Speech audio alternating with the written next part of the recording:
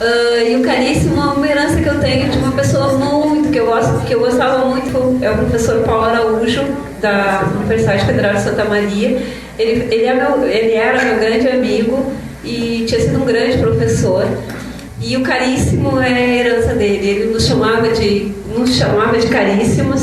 E então é uma forma de evocá-lo. Ela sempre foi muito determinada no que ela queria, ela sempre buscou e ela sempre nos motivou a isso. A motivou que todos nós tínhamos que estudar, os primos, né, meus primos, todos eles, ela sempre nos motivava.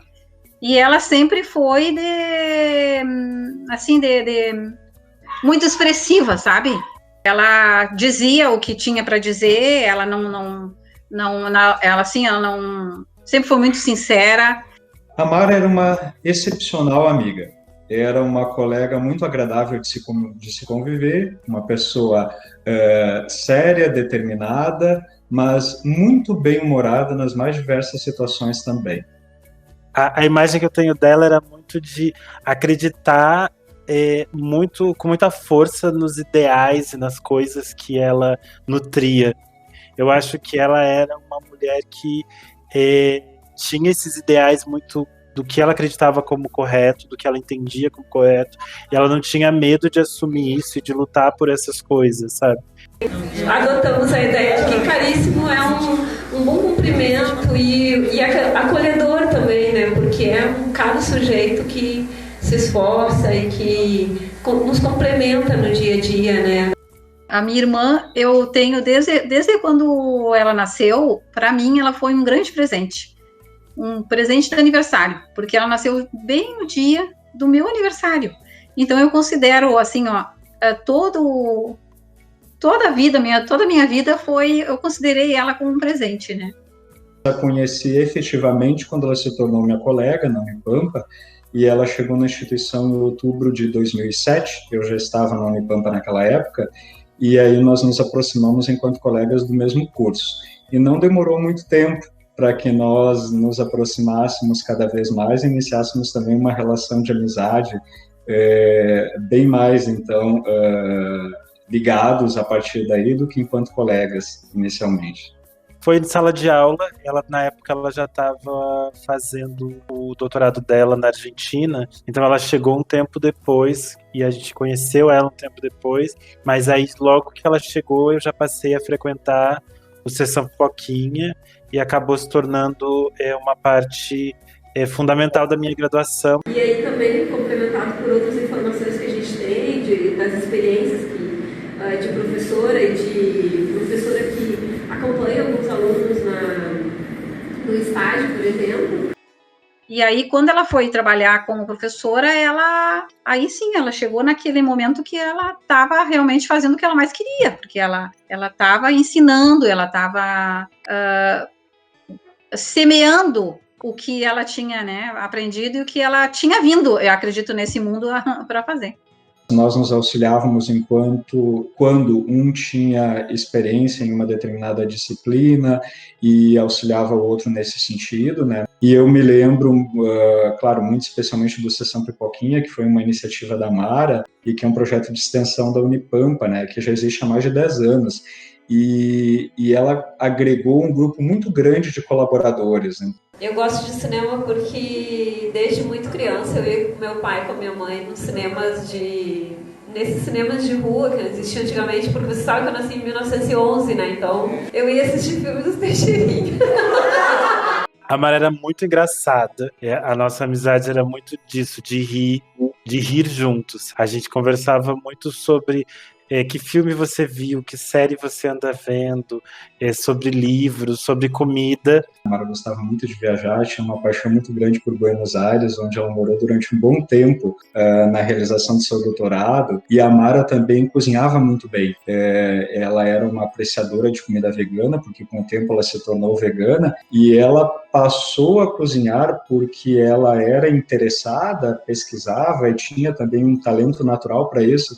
Ela passou a cozinhar muito bem, então nos convidava às vezes para experimentar as coisas que ela cozinhava. Não é? Ela gostava de cozinhar, fazia cada coisinha boa pra gente, né? As comidinhas da Mara. Então sempre teve, assim, isso também, quando a gente se reunia, era pra comer. Ela adorava ler. Olha, volta e meia ela tinha um livro novo, ela tava lendo, ela saía para comprar, quando a gente ia na feira do livro também, a primeira coisa era assim, ela primeiro comprava os livros, né? Ia lá, escolhia os títulos, lia tudo, dava uma olhada e tudo mais. E ela estava sempre tinha um livro novo. Era ler. Quando a gente vê essa recusa, muitas vezes, das mulheres votarem em mulheres, porque não acreditam na capacidade que elas têm.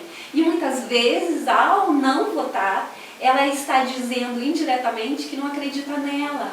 Eu lembro da Mara brigando pelas coisas na universidade, discutindo com outras pessoas, mas eram sempre questões que eram muito caras a ela e que eram muito sérias. Não era tipo assim, frivolidade, sabe? Ela tava brigando para que a gente tivesse um espaço para poder fazer sessão Poquinha. Ela tava brigando para que os alunos pudessem ter bolsas com auxílios reais para manter as suas pesquisas científicas.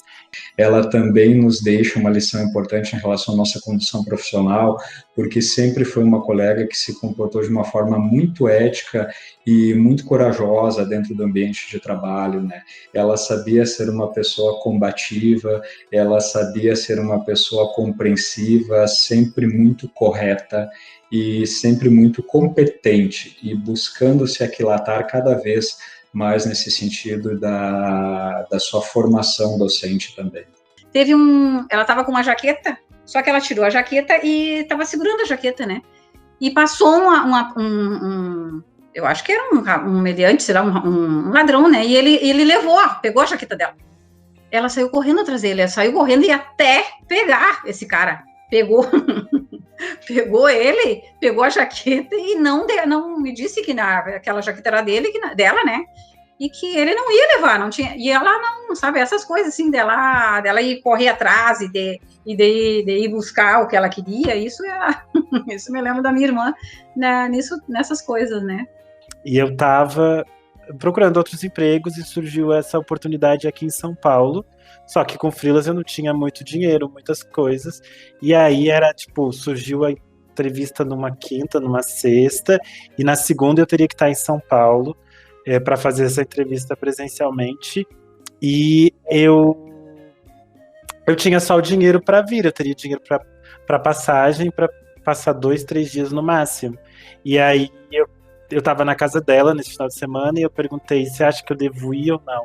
E ela falou: você tem que ir porque é uma oportunidade única e eu vou comprar a passagem para você ir. E aí você não se preocupa com a passagem, você usa o dinheiro que você tem para comer lá, mas você vai. Então é triste e ao mesmo tempo complexo.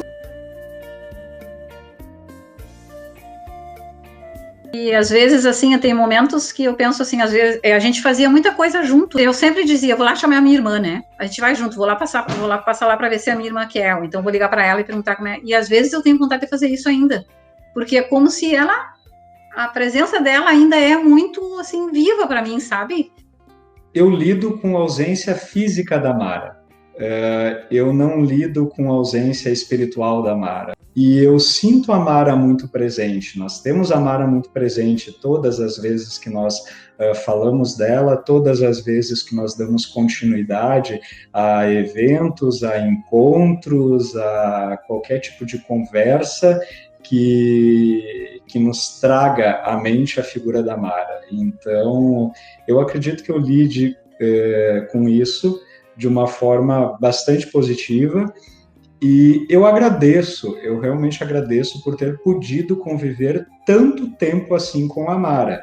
E eu lembro que quando eu consegui o emprego, eu mandei mensagem para ela falando, assim que chegar meu primeiro salário, eu vou te pagar as passagens. E ela falou: você não tem que pagar as passagens, foi um presente e a minha alegria de poder te ver empregado agora, sabe? Então é uma última memória realmente muito afetiva de uma pessoa que fez parte da minha vida de forma tão simbólica, sabe?